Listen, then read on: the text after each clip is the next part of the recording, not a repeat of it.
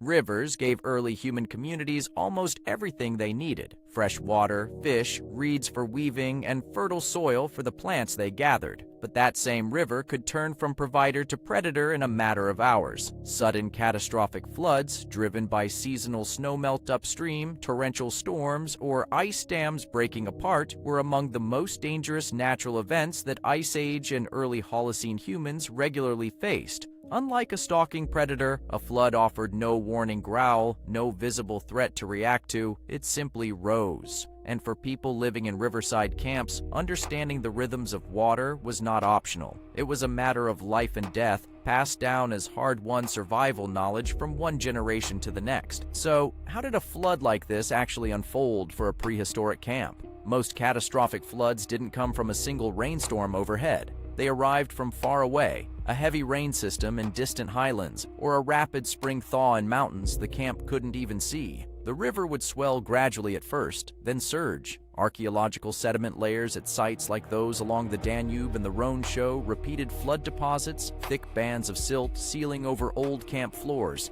evidence that communities were caught off guard more than once before they adapted. This is really the starting point for understanding flood survival. It was rarely instantaneous. There was usually a window, sometimes hours, sometimes only minutes, and how a group used that window determined everything.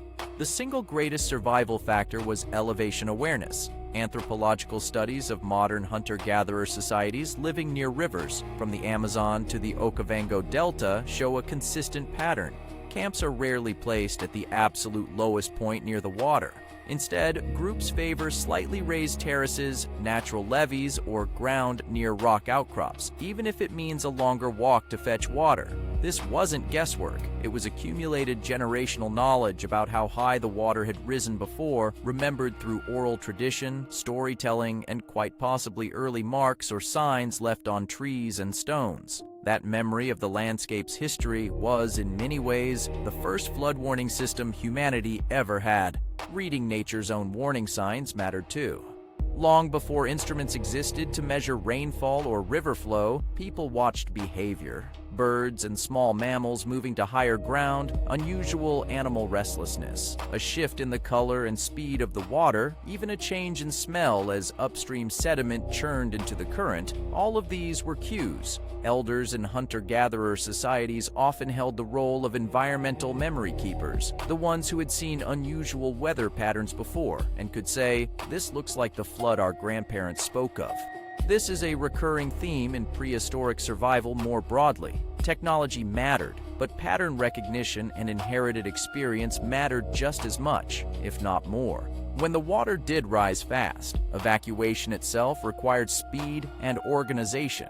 Because early human groups owned relatively few possessions, they could move quickly, but they still had priorities. Ethnographic and archaeological evidence suggests essential tools, fire-starting materials, hides, and food stores were the first things gathered, often kept intentionally close to sleeping areas specifically so they could be grabbed in an emergency. Children and the elderly would be moved first toward high ground, while more able-bodied members might help carry heavier tools or gather stragglers. There was no time for hesitation. Groups that survived repeated flooding events across generations were, in effect, the ones who had built quick response habits into their daily routines, not just their emergency planning.